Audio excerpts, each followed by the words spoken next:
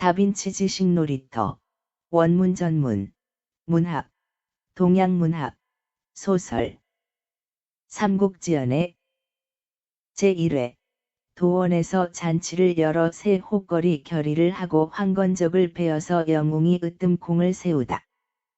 장강은 넘실넘실 동쪽으로 흘러가고 물거품은 영웅을 모두 씻어가 버렸네. 성공과 실패를 시비해도 머리 돌리면 헛것이라.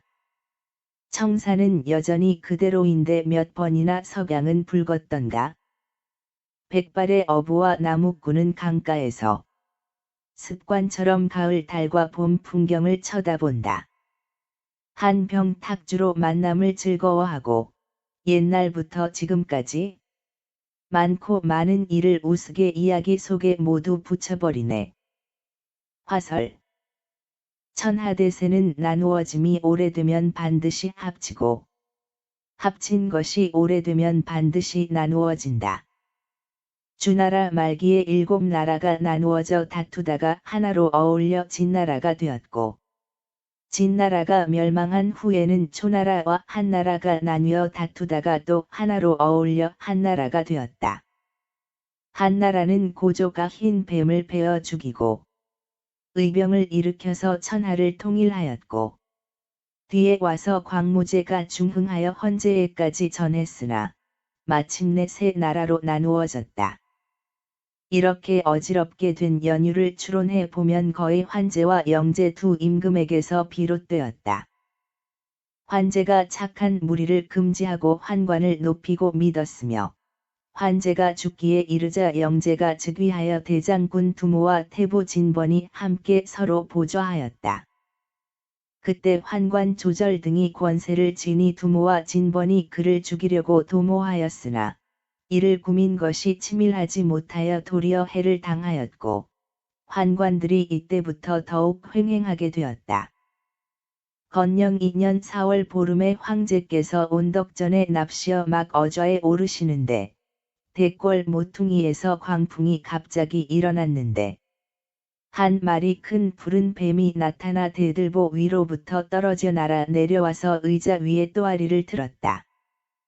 황제께서 놀라 쓰러지고 좌우 시위들이 급히 구하여 궁으로 들어가고 백관이 모두 달아나 피하였다. 잠깐 뒤에 뱀은 보이지 않고 갑자기 우레가 치고 큰 비가 내렸다가 얼음과 우박이 떨어져 한밤중이 돼서야 그쳤는데 집들이 무수히 부서졌다. 건녕 4년 2월에 낙양에 지진이 있었고 또 바다에 해일이 있어 바닷가에 사는 백성들이 모두 큰 파도를 만나 바다로 쓸려 들어갔다. 광화 원년에 암탈기 수탈구로 변했으며 6월 초하루에 10여 길이나 되는 검은 기운이 온웅전 속으로 날아 들어왔다. 가을 7월에 옥당에 무지개가 나타났으며 오원산 언덕이 무너지니 여러 가지 상서롭지 못한 일이 한두 가지로 그친 것이 아니었다. 황제께서 조칙을 내려 여러 신하들에게 이상한 재앙의 까닭을 물으니 의랑벼슬의 채옹이 상소하여 아뢰기를 뱀이 떨어지고 닭이 변하는 것은 외척과 환관이 정사에 관여하기 때문입니다. 라고 하여 말이 잘못 간절하고 솔직하거늘 황제께서 상주문을 보고 탄식하며 일어나 옷을 바꾸어 입었다. 조절이 뒤에서 엿보고 있다가 부하들에게 두루 알렸다. 그리하여 마침내 다른 일로 채옹을 죄에 빠뜨려서 시골로 돌아가게 내쫓았다. 뒤에 장양 조충 봉서 단규 조절 후람 건석 정광 하온 곽승의 10명 동아리가 간신이 되었는데 이름하여 십상시라고 했다. 황제가 장양을 믿어서 아버지라고 불렀다. 조정은 날로 글러져 갔고 세상 사람들의 마음이 어지러워져서 도적이 벌떼같이 일어났다. 그때 거록군에 3형제가 있었는데 마지가 장각이고 둘째가 장보이며 막내가 장량이었다. 저 장각은 본시 과거에 낙방하여 산에 들어가 약초를 캐다가 어떤 노인을 만났는데 노인은 푸른 눈의 동안이었고 손에 청려장을 짚고 있었다. 그 노인이 장각을 불러 한 동굴 속에 데리고 들어가서 천서 3권을 주면서 말하기를 이 책은 태평요술이다. 내가 이 책을 터득하면 마땅히 하늘을 대신하여 조화를 펴고 두루 세상 사람들을 구할 것이다.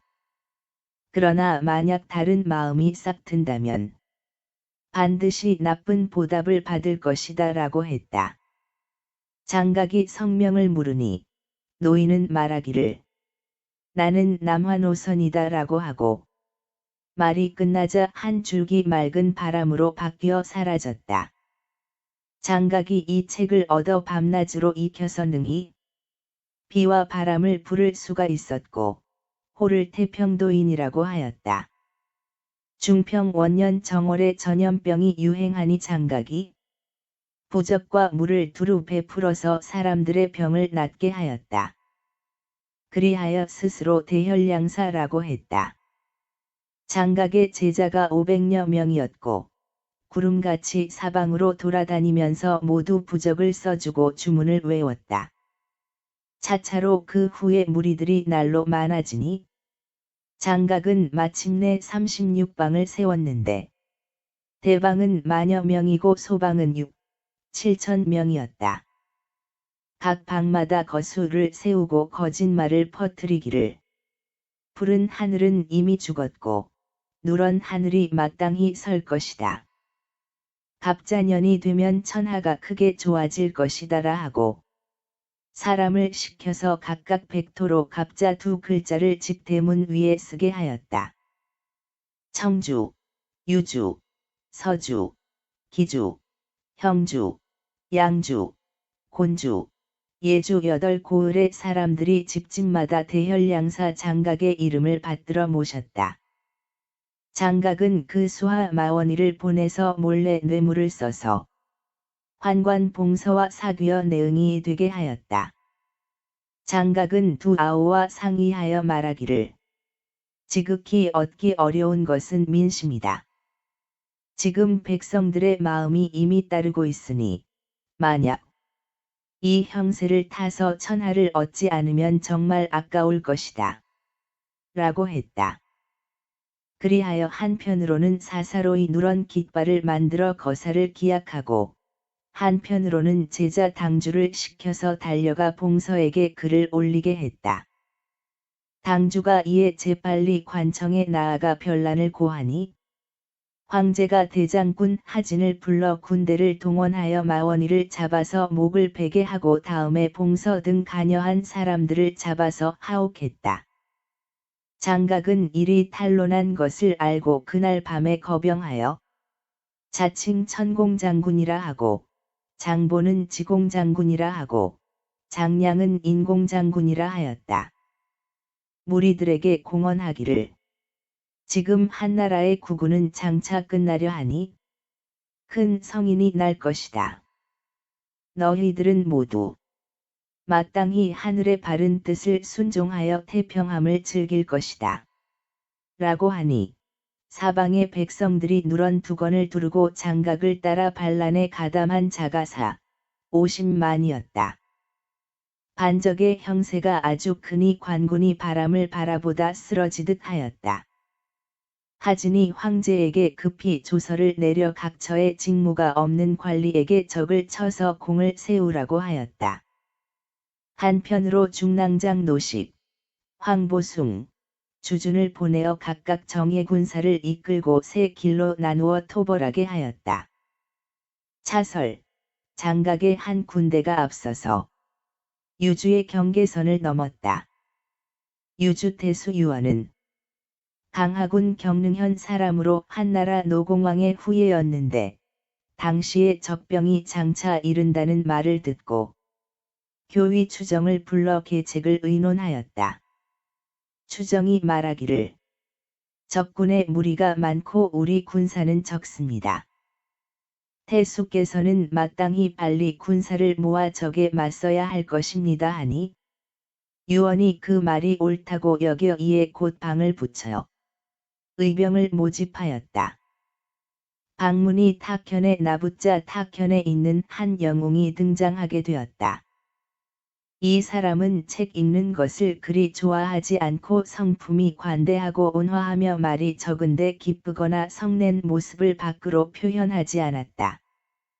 평소에 큰 뜻을 품어 오로지 천하의 호걸들과 사귀기를 좋아하였다. 키는 7척 5촌이요 두 귀가 어깨에 드리웠고 양손은 무릎 아래에 닿았다.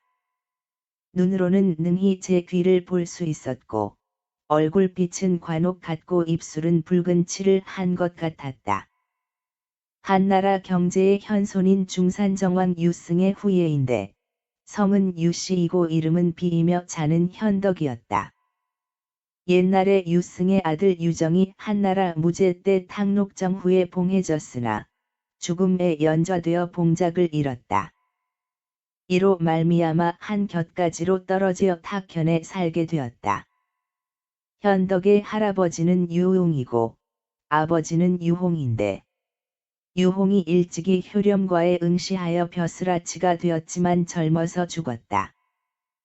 현덕이 어려서 고아가 되어 어머니를 지극한 효도로서 섬겼다.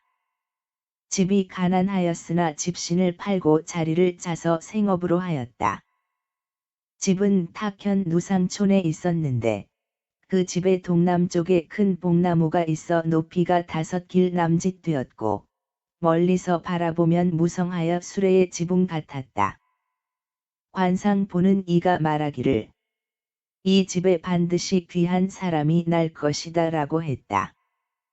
현덕이 어릴 적에 시골 애들과 나무 아래에서 놀면서 말하기를 나는 천자가 될 거야.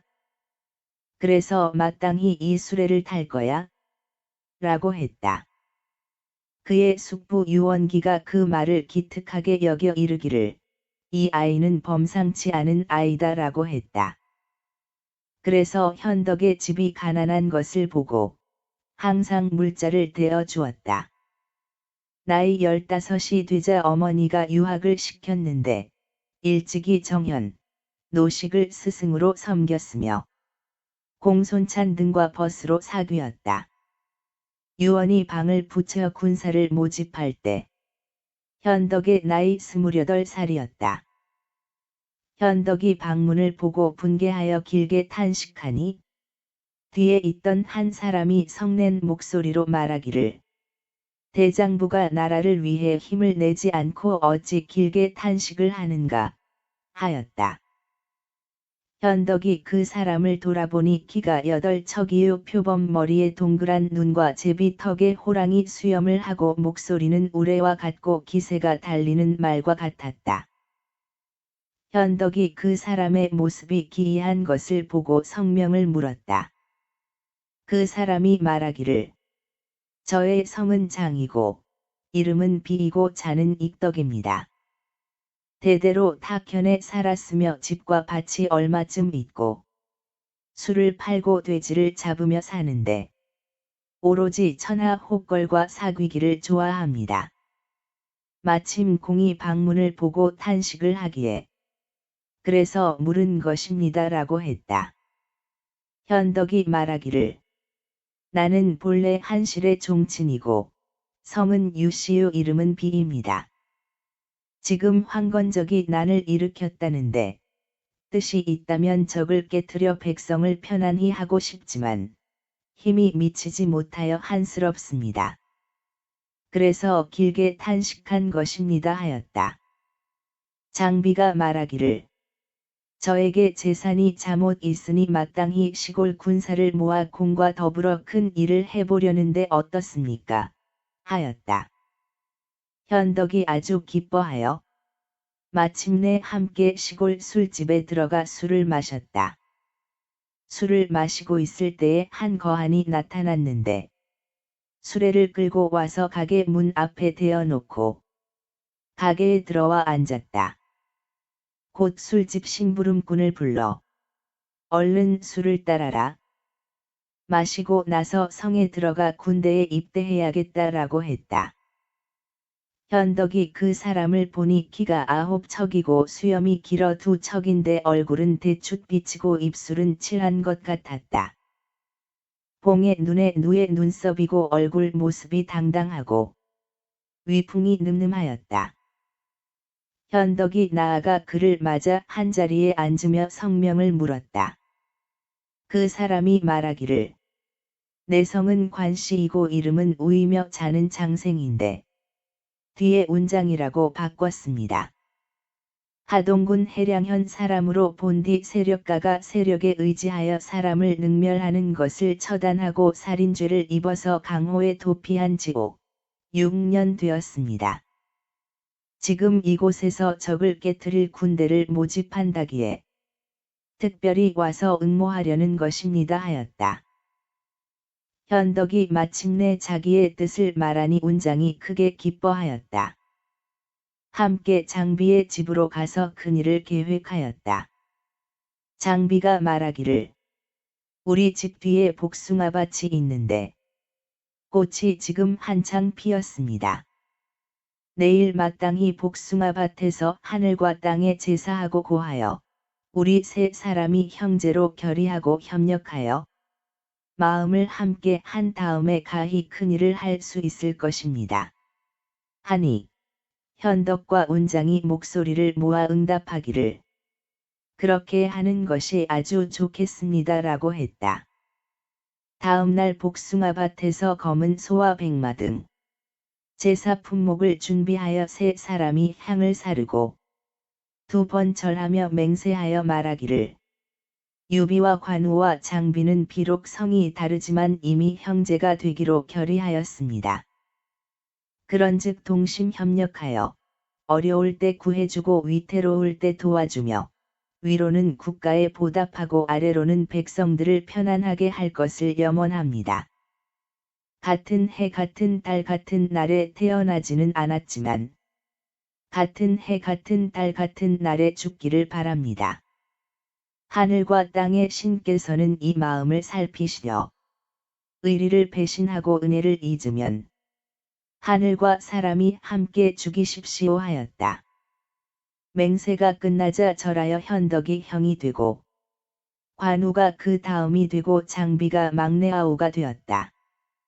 하늘과 땅의 제사 지내기를 마치고 다시 소를 잡고 술을 차려서 시골의 용사들을 모으니 300여 명이었다. 복숭아밭에 나아가 실컷 마시고 취했다. 다음날 무기를 수습하였는데 다만 탈 만한 말이 없는 것이 아쉬웠다. 어찌할까 생각하고 있는 중인데 어떤 사람이 두 손님이 10여 명의 무리를 이끌고 말대를 몰아 집으로 왔다고 알림으로 현덕이 말하기를 이것은 하늘이 우리를 돕는 것이로구나 하고 세 사람이 집 밖으로 나가 영접하였다. 원래 이 두 손님은 중산현의 큰 상인인데 한 사람은 장세평이고 또 한 사람은 소상이었다. 매년 북쪽에 가서 말을 사서 팔았는데 근래에는 도적이 일어나 돌아온 것이었다. 현덕은 두 사람을 집으로 청하여 술과 음식으로 대접하고 적을 토벌하여 백성을 편안히 하고 싶다는 뜻을 간곡하게 말했다.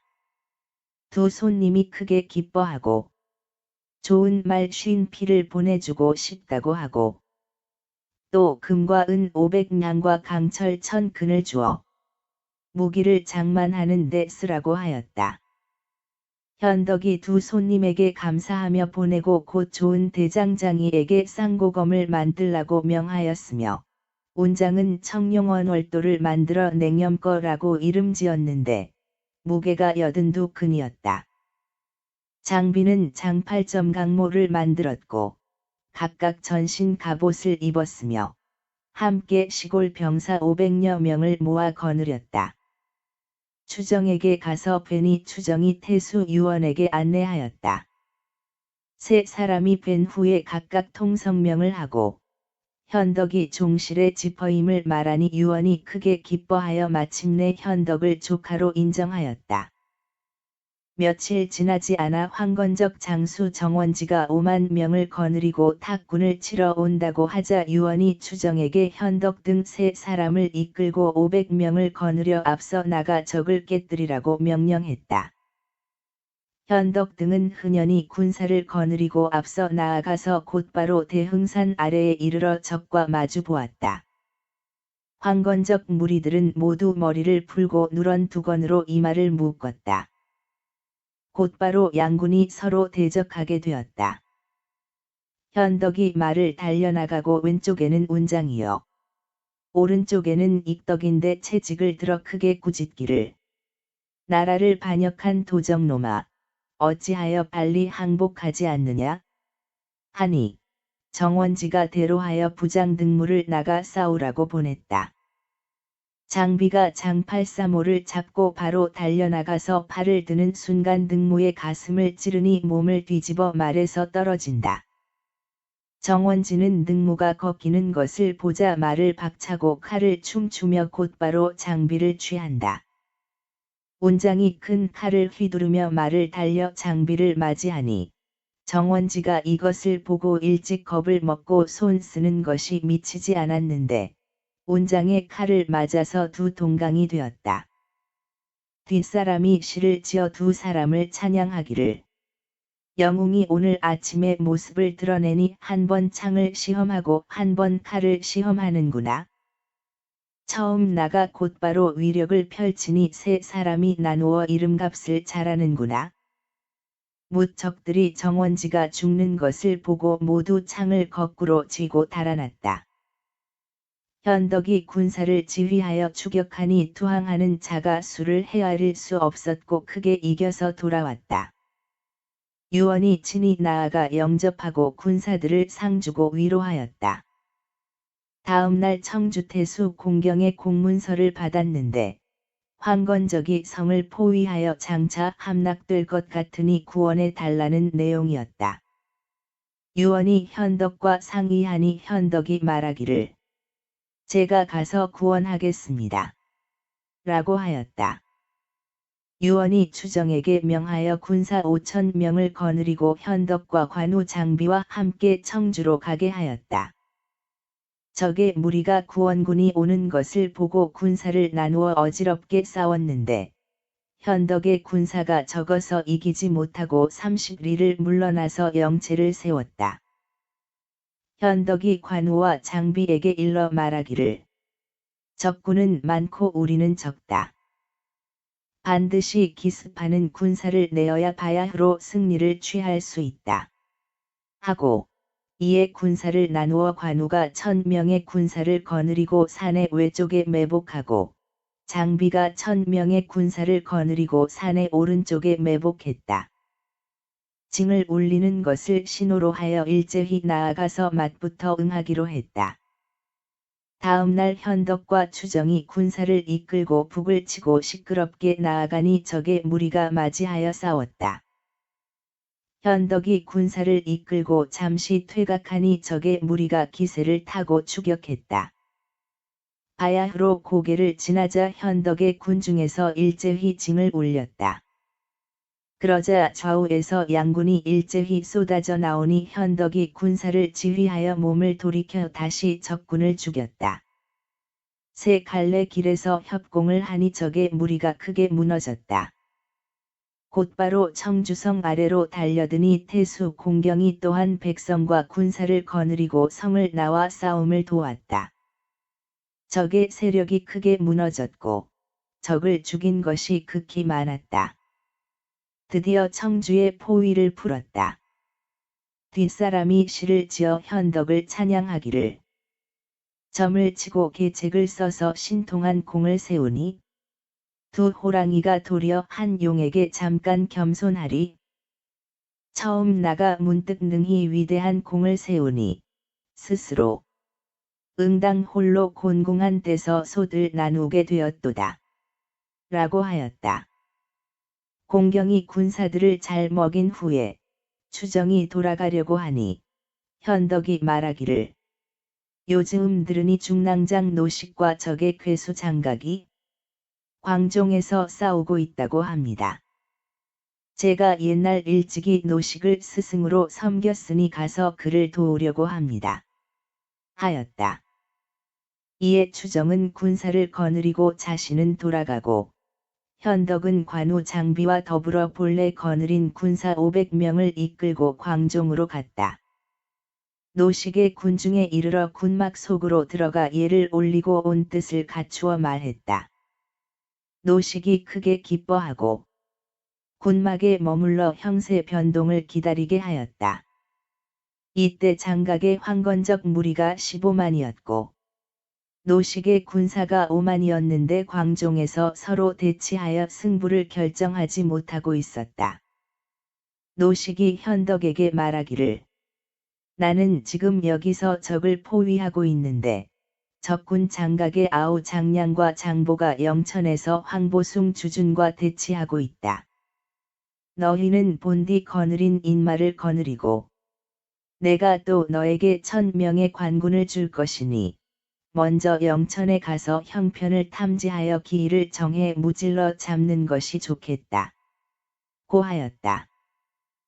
현덕은 명령을 받들어 군사를 거느리고 그날 밤으로 영천으로 갔다. 그때 황보숭과 주주는 군사를 거느리고 적과 싸웠는데 적이 싸움에 불리하자 물러나 장사로 들어가서 풀섭에 의지하여 영체를 세웠다. 황보숭과 조준이 궤를 구며 말하기를 적이 풀섭에 영체를 세웠으니 마땅히 화공을 써야 하겠소. 하고 마침내 군사를 시켜 한 사람이 풀 한 다발씩을 가지고 보이지 않는 곳에 매복하게 하였다. 그날 밤에 큰 바람이 갑자기 일어나니 이경 이후에 일제히 불을 질렀다.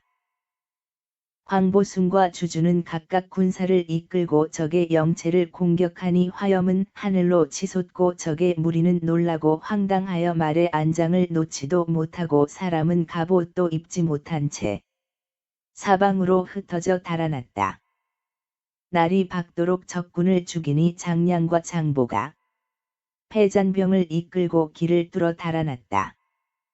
그때 갑자기 한 무리의 군마가 나타났는데 모두 붉은 길을 들고 가까이 다가와서 가는 길을 끊었다.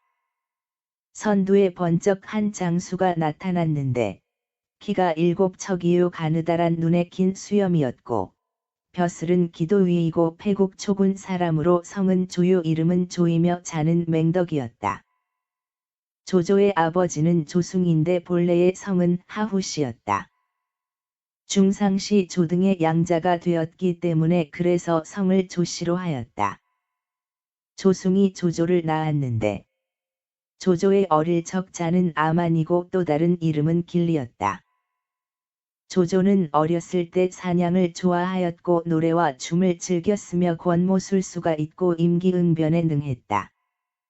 조조에게 숙부가 있었는데 조조가 너무 빈둥거리는 것을 보고 일찍이 그것을 마땅찮게 여겨서 조숭의 말을 하니 조숭이 조조를 꾸짖었다. 조조가 갑자기 마음속에 괴가 생겨서 숙부를 만나자 거짓 땅바닥에 거꾸러져서 중풍이 온 것처럼 했다. 숙부가 놀라서 조숭에게 알리니 조숭이 급히 와서 보고 조조가 탈이 없는 것을 알았다. 조숭이 말하기를 내 숙부가 내가 중풍이 났다고 하더니 지금 이미 나았느냐? 하니 조조가 말하기를 저는 본래 그런 병이 나지 않았습니다. 제가 숙부에게 사랑을 잃었기 때문에 속임을 당한 거죠. 라고 하였다. 조숭은 그 말을 믿었다. 뒤에 숙부가 조조의 과실을 말하자 조숭은 그 말을 듣지 않았다. 이로 말미암아 조조는 멋대로 방탕하게 놀았다. 그때 교현이라는 사람이 조조에게 일러 말하기를 천하가 장차 어지러울 것인데 세상을 바로잡을 만한 인재가 아니면 구제하기 어려울 것이다. 능히 그것을 평안하게 할 사람은 그대가 아니겠는가? 라고 했다. 또 남양의 하옹이 조조를 보고 말했다. 한나라가 장차 망하려는데 천하를 평안하게 할 사람은 반드시 이 사람이다. 연암의 허소는 사람을 알아본다는 명성이 있었는데 조조가 가서 그를 만나서 묻기를 나는 어떤 사람입니까? 하니 허소가 대답하지 않았다. 조조가 또 물으니 허소가 말하기를 그대는 태평한 세상에서는 능력 있는 신하여 어지러운 세상에서는 간교한 영웅이 될 것이네. 라고 하였다. 조조는 그 말을 듣고 크게 기뻐하였다. 나이 20살에 효령과에 급제하여 랑이 되었고 낙양의 북부 위로 제수되었다. 처음에 도임하여 곧 오색 몽둥이 10여 개를 현의 사방문에 비치해 두고 금법을 범한 자가 있으면 부유하고 권세가 있는 사람이라도 피하지 않고 모두 견책하였다. 중상시 건석의 숙부가 칼을 차고 밤에 다니는 것을 조조가 순찰하다가 붙잡아서 몽둥이로 때리고 꾸짖었다. 이 일로 말미암아 안팎에서 감히 금법을 범하는 자가 없었고 위엄 있는 이름이 잠옷 진동했다. 뒤에 돈고 현령이 되었다가 황건적이 일어나니 기도위가 되었다. 기마병과 보병 5,000명을 거느리고 앞서 영천에 와서 싸움을 도왔다. 바로 그때 장량과 장보가 패주하였고 조조가 그 앞을 막아선 것이다. 크게 한 무리를 죽이니 참수한 것이 마녀급이었다. 깃발, 진과 북, 말을 빼앗은 것이 아주 많았다. 장량과 장보는 죽을 듯이 싸워서 겨우 벗어날 수 있었다. 조조가 황보숭 주준을 책망하고 곧 이어서 군사를 이끌고 장량과 장보를 추격하였다. 각설, 현덕이 관우와 장비와 함께 영천에 이르러 죽이라고 고함치는 소리를 듣고 또 불빛이 하늘을 밝히는 것을 바라보다 급히 군사를 이끌고 와보니 적은 이미 패하여 흩어지고 없었다. 현덕이 황보숭과 주준을 만나서 노식의 말을 전하니 황보숭이 말하기를 장량과 장보가 형세가 다하고 힘이 붙이게 되었으니 반드시 광종으로 가서 장각에게 의지했을 것이요. 현덕은 이 밤에 곧 가서 싸움을 도우시오. 라고 했다. 현덕은 명령을 받들어 군사를 거느리고 다시 돌아왔다. 중간쯤 왔을 때 함거를 호송하는 한때의 군마를 만났다. 함거에 탄 죄수는 놀랍게도 노식이었다. 현덕이 크게 놀라 말에서 구르듯 뛰어내려 그 연고를 물었다. 노식이 말하기를 내가 장각을 포위하여 장차 격파하려는데 장각이 요술을 쓰는 바람에 이기질 못했네. 조정에서 황문 좌풍을 파견하여 사실을 조사했는데 나에게 뇌물을 내놓으라고 요구했네. 내가 대답하기를 군량도 오히려 모자라는데 나에게 천자의 사신을 받들 돈이 어디에 있겠소? 했더니 좌풍이 괘씸하게 여기고 돌아가 조정에 상조하기를 내가 보루를 높이 쌓고 싸우지 않으며 군심을 게으르게 한다고 말했다네. 그래서 조정에서 진노하여 중랑장 동탁을 보내어 대신 내 군사를 거느리게 하고 나를 잡아서 서울로 돌아가 죄를 물을 것이라네. 하였다.